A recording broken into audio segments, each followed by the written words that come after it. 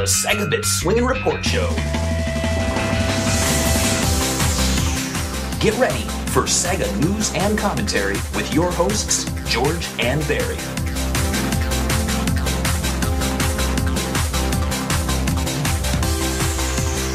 Hello and welcome to the 53rd episode of the SEGA Swingin Report Show. I'm Barry. With me is my co-host with the mo-host, George. Hello.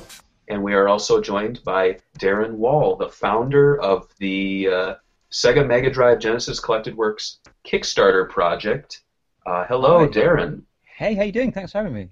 Thanks for coming on. So let's dive right in. Could you, we want to know exactly how this whole thing started, Sure. and also maybe hear a little background from you if it was something you did or Sega. So go right into it, please.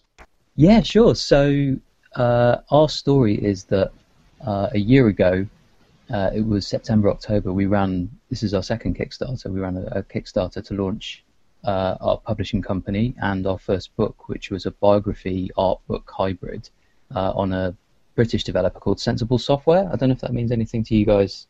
They're really, really big in Britain and Europe, and then nothing else outside the world. That was actually one of the questions I was going to ask. I saw that book. It's beautiful and all the artwork, but I could not place what that was. Yeah, they made absolutely no impact at all on the States. So it's probably a really interesting read because it's this kind of weird Monty Python-esque British software developer that kind of just didn't translate well outside of Europe. Okay. And they had a great moment. They made a lot of money and then sort of lost it all quite quickly. And it's quite a sort of rock and roll story. Very cool. And that was kind of like a heavy, wordy book. It was 75,000 words, and we had 140 pages of pictures as well. So it's an art book. And while we were doing that, we were approached by Sega in a kind of roundabout way. And I'm a huge Mega Drive fan, so I was really, really excited about that. And we were kind of asked to pitch a documentary book on an aspect of Sega's history. They were quite keen to do it.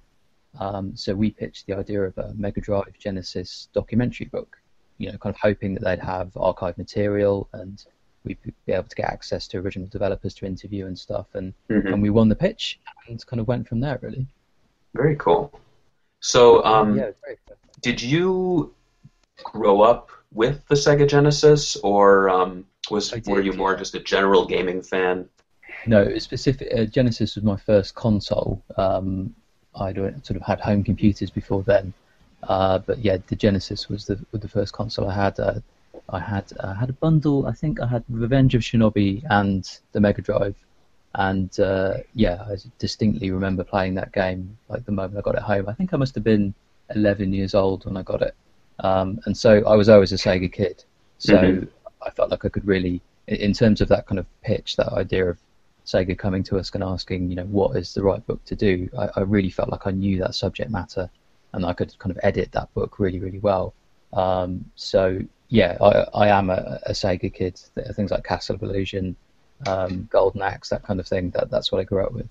That's very cool, yeah, because, I ask just because I know a lot of people who are either general gaming fans or they grow up with Nintendo, and, you can't really have...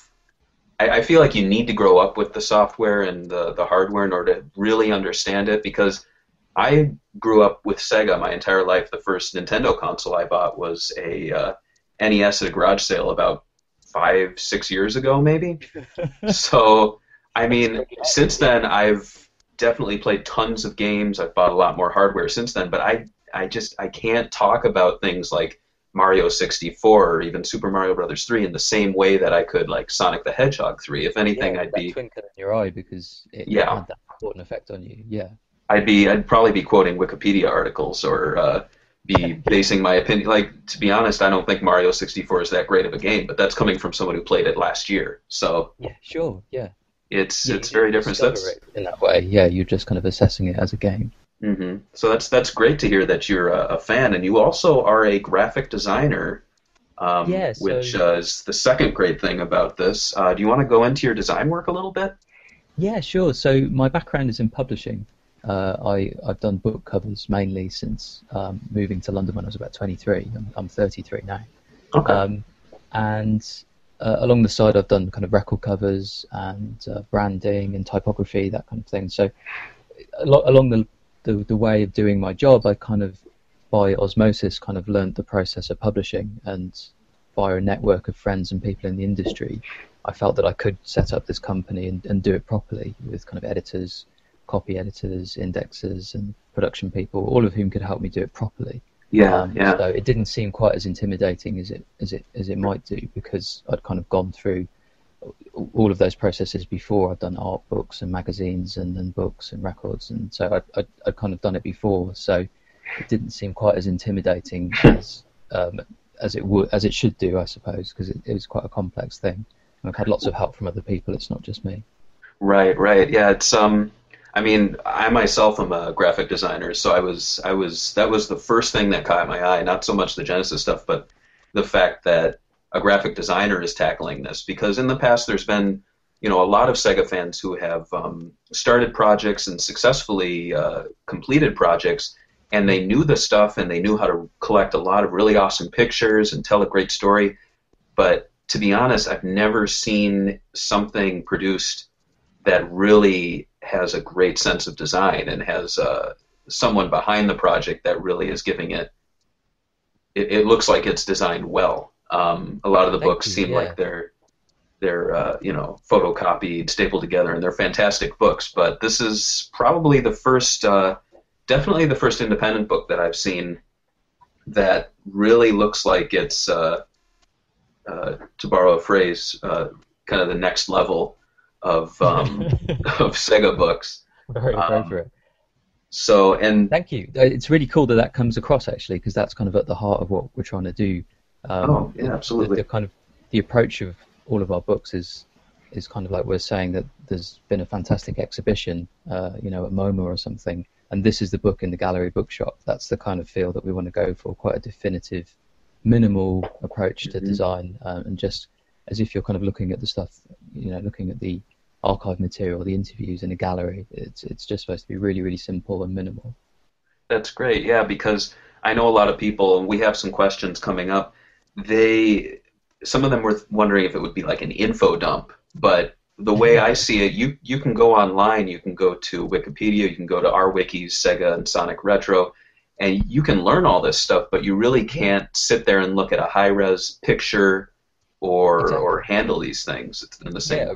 Reproduced on beautiful paper. Yeah, we're really keen to kind of not do what the internet can do better, and that is, as you say, kind of info dump and just kind of just all of that kind of collated, exhaustive information is kind of best consumed on the internet. But all of these kind of production diagrams we've got of the Mega Drive casing, Golden Axe artwork, and Comic Zone ink drawings and things like that, to have them reproduced in a large format book, I think that's the best home for that material. So yeah, definitely. We're trying to make the most of the physical object and not just doing it for the sake of it. So do you want to get into a little of how, I know Sega approached you, so as such they gave you access to their archives. Where are their archives, if you can say, and what they look like? Because, I mean, I've spoken with Sega reps once in a while trying to get information from them, and I'll say, where's this piece of art? And they have no clue. So how did you do it? Like, was there a vault or something in Europe? I've seen well, basically, it's in Japan. It's a Sega of Japan. Interesting. Our relationship, we have a contact there, and basically they kind of asked us what kind of stuff we were looking for, and they just kind of went searching for it and would send us kind of phone snaps of things. So as a Sega fan, it was quite, because of course Japan get up when I'm going to bed, so and then first thing in the morning I'd wake up and find these blueprints of the Mega Drive on my phone and just get ridiculously excited, and they're like asking me, is this any good? And I'm like, oh yeah, that's really good, that's really good.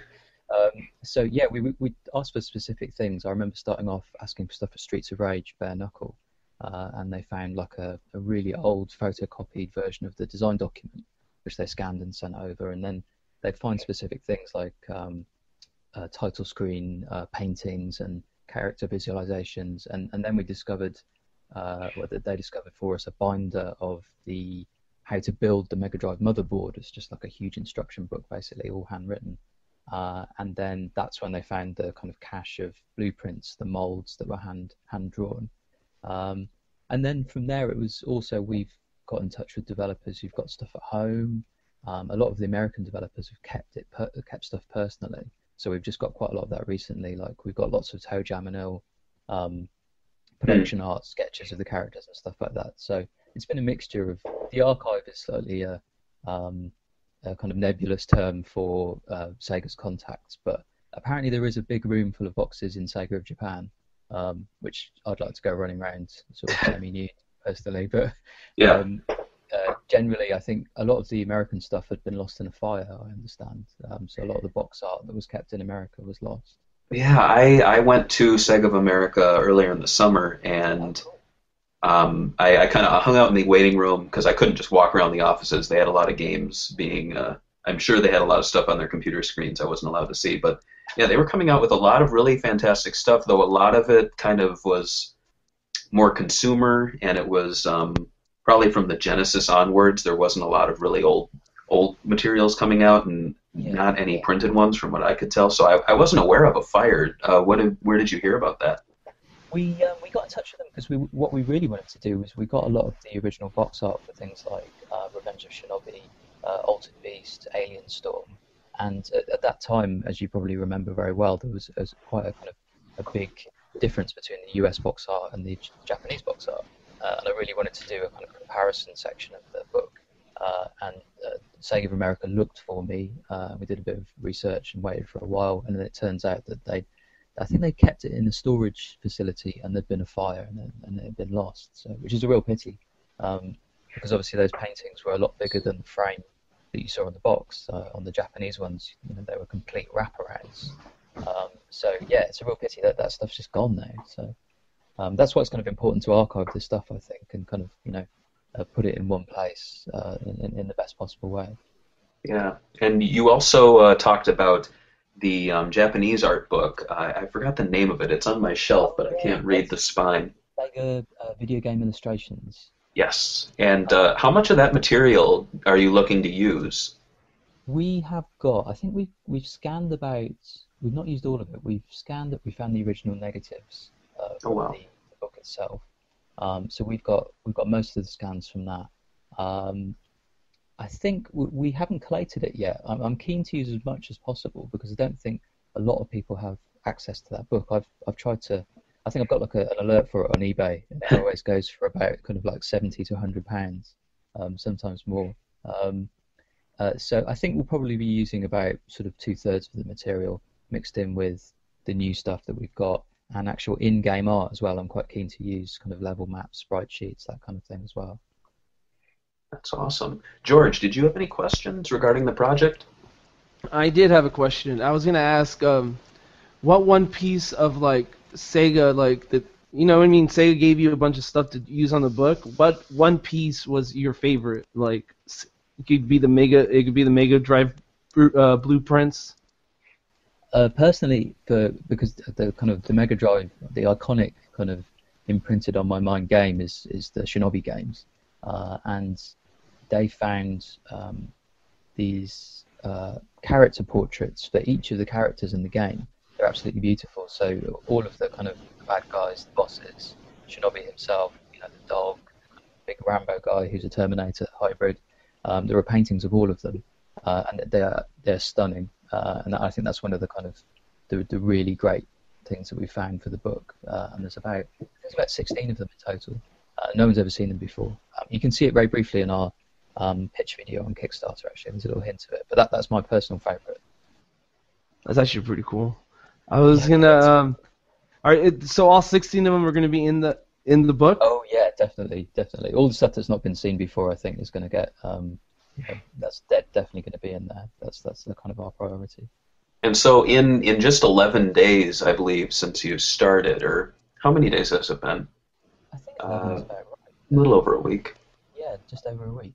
You've already reached 68,000, which is well past your goal. So you're pretty much confirmed to be making this now. Yeah.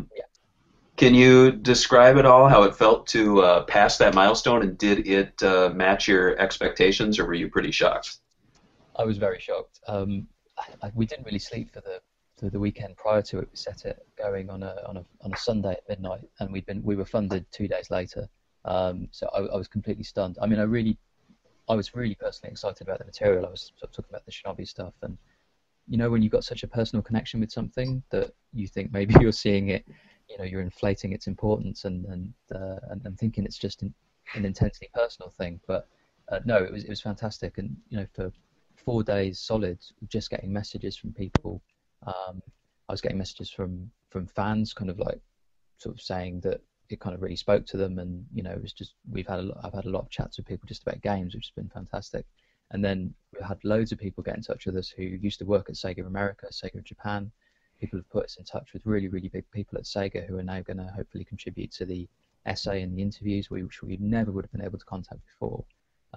So yeah, it was completely overwhelming in all ways. I mean, I probably shouldn't say their names, but some of the backers themselves are really famous developers and key instrumental people in Sega's history as well. So yeah, it's been completely overwhelming and completely shocking. I think even for Sega as well, their representation of it was because to do it on Kickstarter as well was quite. I was really surprised when they agreed to let us do it on Kickstarter, because I thought it was the right thing to do. And I think that they've been kind of bowled over by the response. They seem really encouraged. So yeah, we're really, really pleased by it. So this is an officially licensed Sega product, essentially, or they're granting you the ability to do it, correct? That's correct. Yeah, we've paid for a license. That's interesting. Yeah, royalty. Yeah, that's right. So it's kind of as if it's licensed in a way that like a Sonic plushie would be licensed. Okay. Yeah, we won the opportunity to buy a license from them, so we jumped at the chance. So this would really be the first licensed product from Sega to go on Kickstarter, which is interesting, because I really don't want to get into it, but with a lot of the Shenmue 3 fans, they always say, oh, they should turn it to Kickstarter, and this isn't exactly a game, but it's definitely a Sega product being funded by the fans. Oh, absolutely, absolutely. I think it's a proof of concept, and I think hopefully it should push those projects in a positive direction. Because I know Yu Suzuki's really keen to do it, isn't he? Yes. Yeah. Well, I'm sure if you just say, well, if you guys want Shenmue 3, you better back this, then I'm sure you'll definitely quadruple your funds. It may work, I may not be able to deliver, but yeah. A stretch goal, Shenmue 3. I was going to ask another question. Oh, go ahead. What games do you guys highlight in the book? Like, I know you said Shinobi and Streets of Rage. Which other games? So we've got pretty much all of the first-party Sega games. So all of the Sonic games we'll be looking at. Space Harrier, Toe Jam and Earl, we've got a lot of stuff for. Rystar, which is kind of a brilliant late-era one. Landstalker, Gunstar Heroes, we've got loads and loads of stuff for. Golden Axe, we've got lots of stuff for. Eternal Champions. We're looking for some stuff for Dynamite Heady. I think we might have a lead on some development artwork for that. Bonanza Brothers is a really big favourite of mine. Alien Storm, Afterburner, all of those kind of classic first-party titles, basically. And is there any plan on including any Sega CD or 32X titles, or are you just focusing on the hardware photos for those? Yeah, there's not a lot of archive material related to those, but we're definitely going to include some in-game stuff from things like Virtua Racing. There was Stellar Assault as well, which was a favourite of mine. So there's going to be a couple, but unfortunately there's not a great deal of archive material related to that era for some reason. So we'll include in-game art, but there's not a great deal. But hopefully we can touch upon it in the interviews. I really want to have somebody related to Snatcher talk in the opening section as well. I think that's a really important game. So hopefully we'll try and balance it. If we don't have archive material, we'll make sure the interviews are there. So we're really aware of what games mean a lot to different people. So hopefully we're going to touch on things and try and keep it nice and balanced where there isn't archive material. Very cool. George, if you didn't have any questions, I wanted to move into the forum questions that we have. Go for the forum questions if you want. All right. Well, these questions first come from Nameless24. I should ask them to give better names, but these are their forum names, Nameless24. Regarding the funds being much more possibly expected, would there be a chance to add more concept art into the book, possibly even a bonus poster for those who buy the book? Yeah, that's a big yes. At the moment, I've just been looking this evening, going through our different print quotes and stuff. But yeah, we've got so much more money than we thought we'd have, and then sort of having more money, having more scale in terms of printing more copies means that we can probably extend the page count.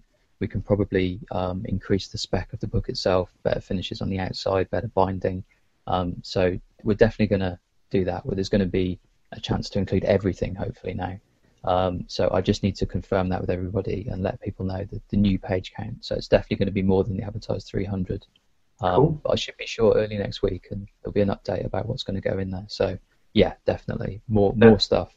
That's great. So really, you're focusing on expanding the book. No silly things like fly out to London and then have lunch with us, or.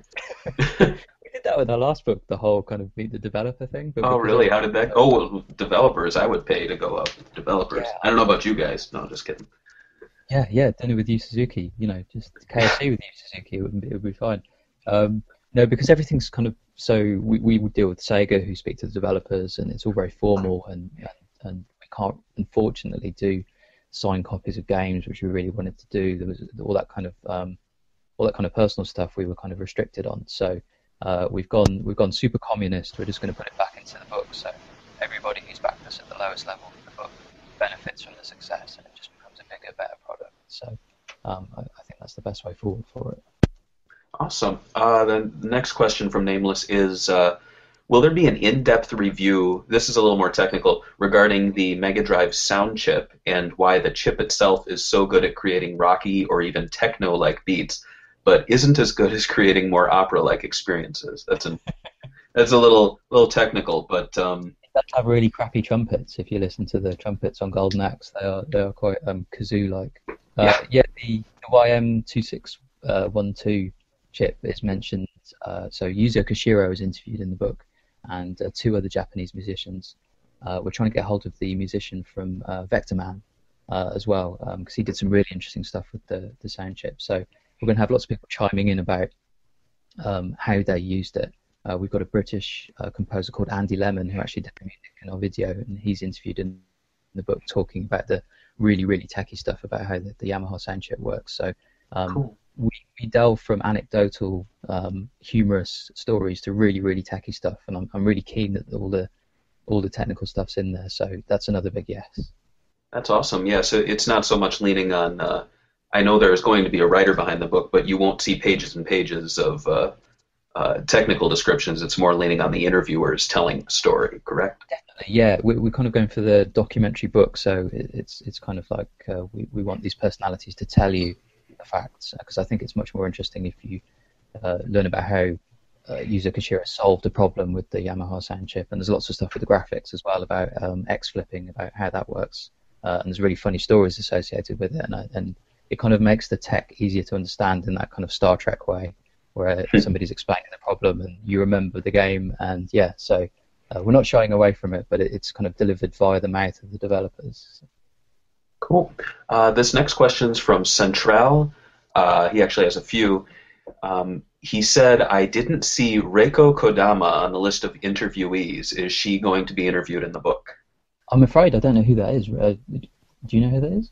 I don't want to look like an idiot. George I think she worked on she did level design, and I think she worked on Phantasy Star, the games, the RPGs. I think, if I'm right, she might still work at Sega. Yes, a major designer on the original Phantasy Star series and a part of Sega WoW. Yeah, she was mostly known for, I guess, Skies of Arcadia. She's also developed Seventh Dragon, which is more recent, 2009. Yeah. Oh yeah, and I see she worked on Alex Kidd and Sonic. So yeah, so if she works at Sega, that means that she was approached by Sega when we did a call out, but it looks like she would have declined our opportunity for an interview. But I will ask again, because obviously she's in the building, and we can ask her directly. But I got a funny feeling that in the first process of the general call out for interviews, she would have declined it for some reason. I'm not quite sure why, but we can chase that up because that's a biggie. Maybe just show her how much it's raised since then. She'll be like, oh, okay, it's worth it. Oh, yeah. I don't get out of bed for less than 16,000. Let's see. The next question is, will the book contain a definitive list of all games and accessories released in all regions, like maybe in appendices? And will it include any information about recent releases, like indie games released on the console? Yeah. Actually, the people who created the, is it Pia Solar, the Mega Drive RPG that came out? Yeah, that's it. Yeah, they got in touch with me today, and they've got a new, I think they're working on a fighting game which is coming out called Project Y, which looks amazing. We can't cover third-party stuff in the book, which is part of the stipulation of our contract. So it doesn't look like we're going to be able to do that.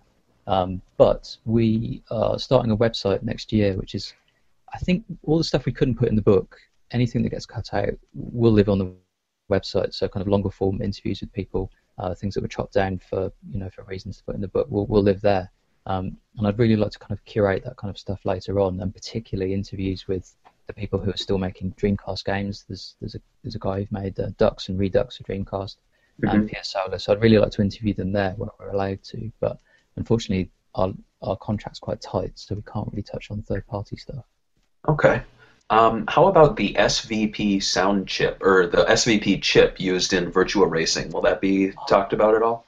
Yeah, definitely. In fact, I don't know, we tweeted a picture of it recently. Somebody had taken apart the, I don't know if it was the same in the States, the Virtua Racing cards for the Mega Drive. It was really, really big. Yes. But as somebody tweeted, the cart is a lie. If you take it open, then the chipboard is exactly the same size as a normal Mega Drive cartridge. Oh wow! Yeah, we'll be covering that and talking about that. These kind of these late era technological advances, things like 32X, the Neptune, the console that never happened. Yeah, they will be discussed in the essay at the start. So we're going to have a few technical people chiming in and talking about where those things.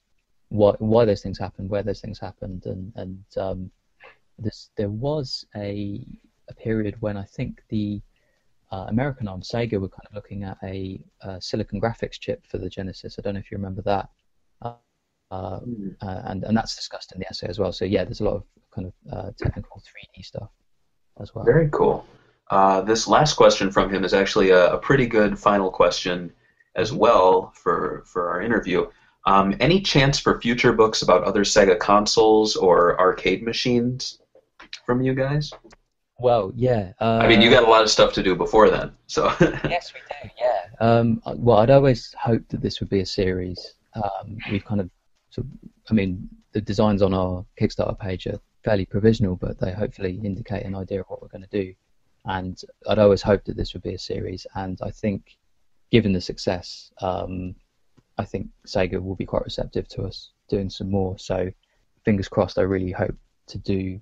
I think Dreamcast. I don't know what you guys think about the kind of popularity of the different consoles, but I think the Dreamcast would be the logical place to go next. That would, yeah. I know some people might want to go in order, but I could see the Dreamcast getting a lot more both attention and probably being more recent, have a lot more materials available than the Saturn would. Though a Saturn book would be really cool. I think so, yeah. So I'd love to do a series. This is my idea, but go Dreamcast and then Saturn, Master System, and then an arcade history book as well that covers kind of cabinets and the kind of broader approach of like AM2 and things like that. So fingers crossed. I really hope so. Very cool. George, did you have anything else to add? I was gonna ask him what the license from Sega actually let him do, but I guess he kind of explained it already. He could do the Dreamcast. Do you mean in terms of what I can't do and what I can do? Or? Well, I'm saying like I was gonna say if the license was only for the Mega Drive, or if it extended, the license extended to other consoles. Yeah, so it's just for the Mega Drive, and then we have on the back of the actual physical licenses just a massive list of the agreed Sega games, and that's it. It's restrictive in terms of the games, but it's quite broad in terms of that kind of era. We can kind of touch on. You said you covered every first party game, like most of the first party games that are popular. Any third party games you guys cover? Unfortunately not. No, we cover them in the essay. People talk about them. There's things like micro machines, which mean a lot to people, Shadowrun. So we're going to touch upon that in the essay. But because Sega see it as a licensed product, it kind of has to fit in with that first-party feel. It's quite good in a way because it gives us focus. Because I think there's something like 915 Sega Mega Drive games, Sega Genesis games in total, and to kind of fit all that into a 350-page book is quite a daunting task. And we were talking earlier on about things that are done better on the internet and kind of like lists of games and things like that. I think those are already done better online. But I think from the discussions on our Kickstarter page, there's kind of like we were chatting about things like Rocket Knight Adventures, and it's like, oh well, maybe a Konami book would actually be really good, and people were kind of chatting about that, and the Treasure book, which I'd love to do, a Treasure book. That'd be cool. So that would be I pretty think cool. yeah, that'd be amazing. Hudson Soft as well. So it kind of like led to the idea of picking the right kind of focus for a book and covering the games in that way. So yeah, people got really excited about the idea of a Konami book, and so did I. So yeah, so the focus from the first party contract is actually hopefully an advantage when everybody gets the book. I think we'll see just how much stuff we had. I mean, we've got so much Wonder Boy stuff we really could for the books. So that kind of restriction is quite useful for a designer at least. Yeah, I can attest to that for sure. Restrictions and deadlines are the best. Yeah, all sorts of budgets, deadlines, any kind of limit is really good. Yeah, if you've just got one font on your computer, fantastic. Yeah. There you go. And what font will you be using, by the way? Oh, we're using a new typeface, came out last month from a foundry called Optimo, and it's called Plain, and it's kind of like it's a sans serif, but it's got very humanist touches to it. So it's going to be really, really kind of a friendly tone of voice to read, but still have that kind of technical, sort of hard sans serif feel that would suit the Mega Drive. Excellent. So you're not leaning on Helvetica. That's good to hear. Well, Darren, I don't want to keep you up all night. I know it's late there, but I really want to thank you for joining us. And Thank you. Pleasure. yes, and the project is Sega Mega Drive Genesis Collected Works. It can be found on Kickstarter. At the time of this recording, there are 17 days to go. And they're well past the goal, but it would be great to get even more people because I want my book to be longer. And we'd love to have you back on as the project continues, maybe after the holidays and for the launch of the book. Yeah, I'm sure we're going to uncover lots of cool stuff. That's very cool. All right, well, thank you for joining us, and we will have this show up tomorrow, and you can link to it and all that good stuff. Yeah, we will do. That's fantastic. We've got some new pictures of Toe Jam and L, so I must send them across. Very cool. All right, well, thank you for coming on, and we'll be in touch, and we're looking forward to seeing what other announcements you guys have in the coming weeks. Thanks very much. I hope to speak to you soon. Planet Earth, a scientist creates the ultimate machine. At last! A machine that will give him the power to journey into the Mega World. With thousands of colors, 16-bit graphic technology, and 10-channel mega stereo sound. The most advanced video game system in the universe. Yes! Mega Drive from Sega. Well, thanks, Darren, for joining us, and George and I will continue the show touching on the latest news that has happened since our last episode.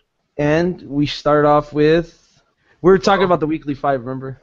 Oh, yeah, let's talk about that. Why don't you first start on talking about the PS3, PS4? Well, since the PS4 came out last week, I guess. It was last week, right? Yeah, look how out of it we are, stupid Sega fans. Yeah, I know. We don't know the PlayStation 4 launch. Since they came out, I decided we should do it like the Weekly 5, but this week we should talk about our favorite...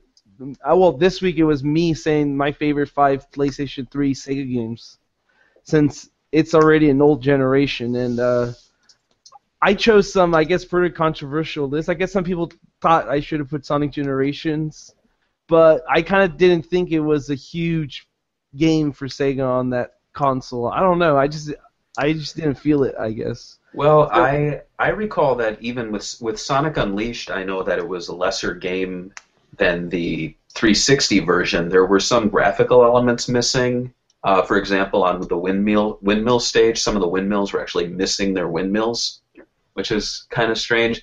And I know those are tiny things, but I feel like if you're comparing one game and another, and there's like graphics missing and there's some slowdown, it's going to go to the other system. At least when you're doing these kind of lists. Yeah. So I didn't want to put that game in. I didn't put Bayonetta because of the same issue you just said. Mm-hmm. It ran way better on 360. No reason it should be on the PS3 list. So I kept it good versions of good games, basically, and that was my list.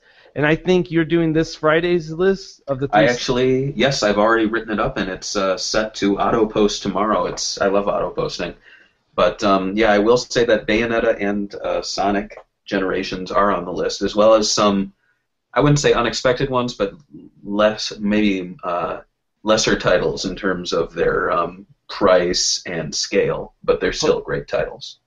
People get really picky about lists, so hopefully you don't get too harsh of a response. Well, I always say this is my opinion, and if anything, I'm looking at it, I've got my 5, and anything else people mention are just adding to that list. It's not like I'm saying, no, man, slapping you down, I don't agree with, Generations, or something like that. I agree. I think people take it too serious, and that's why I don't like doing lists, but something we do, so there we go. We do, and we have to put up with it. Yeah. I was going to say Sony's... this is another piece of news we could talk about. Mm-hmm. Sony's third production team receiving many requests for Yakuza and Shenmue. Mm-hmm, yeah. Apparently, Sony has this whole thing where they try to bring over games from other countries, and they have a team that goes and helps other third-party publishers bring over games. They might be too, too weird to bring over for them, and so they try to help them bring them over. And apparently they've gotten a lot of requests for Yakuza games and Shenmue games. Oh yeah, well, without a doubt. And any Valkyria Chronicles, or do people not care about that? Well, I guess they just didn't talk about it in the interview, so I have no idea what it's... I don't know what it's... I don't know. I guess nobody wants it. Oh man, that's a shame. Yeah, it is a shame. But, I'm sure these kind of discussions are going on with Nintendo and Xbox as well. It's just, we're hearing more from the Sony side of things at the moment. But, we've seen things like, at least back in the day, Shenmue 2 going over to the Xbox, and we've also seen things like Sonic Lost World and Bayonetta 2 happening on the Wii U. So... I'm assuming Sega right now is pretty open to people helping. I wouldn't be too surprised if we see the Yakuza Samurai game being brought over. Yeah, if anything, it would probably be Sony publishing that, and Sega not having to worry about it. Because Nintendo's done that in the past for Sega as well, like with, I want to say, a lot of the Nintendo titles in Europe have been published by Nintendo and not Sega. Especially, the 3DS stuff. Mm-hmm. Yeah. So it'll be interesting to see. I think it's a good approach by Sony, and I hope that Microsoft does the same approach. And I guess we'll see in the future. I hopefully games like Crimson Dragon do well. Who knows? Maybe we'll see more old school Sega games being brought over to the next generation. Absolutely. And let's see. Moving on to this next piece of news. Oh, we're gonna talk about the iOS stuff, right? Yeah, man, it's iOS month. It's iOvember. Well, they've said in the past that a lot of games are going to be releasing soon. I know that the Sonic the Hedgehog 2 HD is likely to hit either this week or next week. For all I know, it could hit tomorrow. But I was surprised that Castle of Illusion, starring Mickey Mouse, released today to iOS. I typically keep up with this stuff, but was this a surprise announcement? Surprise release? Yeah, that was pretty surprised. Like, I did not expect to hear about this, but I guess it is coming, and I hope it's a big seller. It's already out. Oh, it's already out. Okay. Yeah, it's $9.99. Yeah, and it looks like Disney's covering the publishing, because at least the video is on Disney's video game site. So but I was surprised to see this, and it's a great game. It's Is the iOS title the same one as the console version? Just from the look of it, it's just I think there's less the graphics are toned down just a little bit in terms of polys and stuff. Because I was looking at some levels and they looked a little more blocky than rounded, but that's not a bad thing. So you haven't bought this yet? No, I haven't. Typically, I bug them and bug Sega for a code, but right now I've got enough stuff on my plate, so I haven't bought it. Have you tried Demon Tribe? I actually just downloaded that before the podcast, so I'm going to be playing that tomorrow. But yeah, Demon Tribe released today as well. It is from the producer of Jet Set, or actually the producer of it has worked on Jet Set Radio, Panzer Dragoon, Yakuza. It's and I don't want to fuck this name up, Masayoshi Kikuchi. Kikuchi-san. That sounds pretty legit. I'm sure he's sitting at home going, Barry. Well, no. Now he's doing a bad impression of me now. I know. Barry. Sound like a ghost. Yeah. But the weirdest thing is that the game, and it's a Japanese title, and even the trailer is subtitles. They didn't go to the effort of even making an English trailer. And yet, for whatever reason, the members of KISS are launch content. Like, what the... I love how KISS is not afraid to, whore themselves out. Like, they're on everything. If they could be on everything, they would be on everything. I don't have a problem with it at all. It's just out of left field. I guess it's... Would you say Danica Patrick in Sonic and All-Stars Racing Transformed is weirder or equal to KISS being in Demon Tribe? At least Demon Tribe keeps their evil looking look. I guess they're both kind of make sense. I guess what's her name racist. Yeah, and KISS whores themselves out to everything, so it makes sense. Yeah, so it all makes sense in the end. But I'm wondering doesn't Sega have? Because I've noticed in Android, I don't know if they have this in iOS. You could tell me if they do. Mm-hmm. In Android, Sega has 2 accounts. They Really? release games under. One is Sega of America, or just Sega, I guess, and the other one's a Sega Japanese account. All the Japanese games come out under. And sometimes they'll randomly release something like the Hatsuniku Touch game, I guess, would be in the Japanese account, but it's an English version. That's strange. It is strange. I don't know why they do that, but that's what they do. And it's I was wondering if that's what they do in the iOS. I see, there's Sega Corporation that appears under the names for the games, but that's an interesting question. Maybe that's something we could ask. Actually, you know what? I think you're right. I'm looking here. A lot of the Sonic titles on iOS say Sega underneath them, but Demon Tribe said Sega Corporation. See, that's what I'm saying. Yeah, it's weird, right? Yeah, it almost makes me wonder if Sega Corporation is the Japanese one, because I haven't seen... I'm sure Miku would be Sega Corporation. Yeah. And, Samurai Blood Show is Sega Corporation as well. It's maybe they don't even bother coming through the Americans and just hire their own, translator. That could be. Yeah, I'm looking here. Kingdom Conquest is Sega Corporation. Maybe it's the games that have MMO. Oh, Miku Flick. So, yeah, it's definitely Sega Corporation and Sega are 2 different entities on the App Store. That's interesting. It's weird, especially considering the fact that they've been wanting to unite themselves the whole time. It's kind of weird that for something so easy to do, publish under one name, they can't seem to be doing that. But it works, I guess. I guess that's something to ask the community managers. Yeah. And I guess the last piece of news we had this week, actually there hasn't been that much news, but the last piece of news, Atlas is going to show their game this weekend, and I guess they're under Sega now, publishing. Mm-hmm. So I'm assuming that the game is going to be Persona 5. That's what everybody wants. So that's going to be pretty big for Sega. I mean... Yeah. For people that like Persona games. Do you like Persona games? I have never played one. I think you might like them. Does that make me a bad person?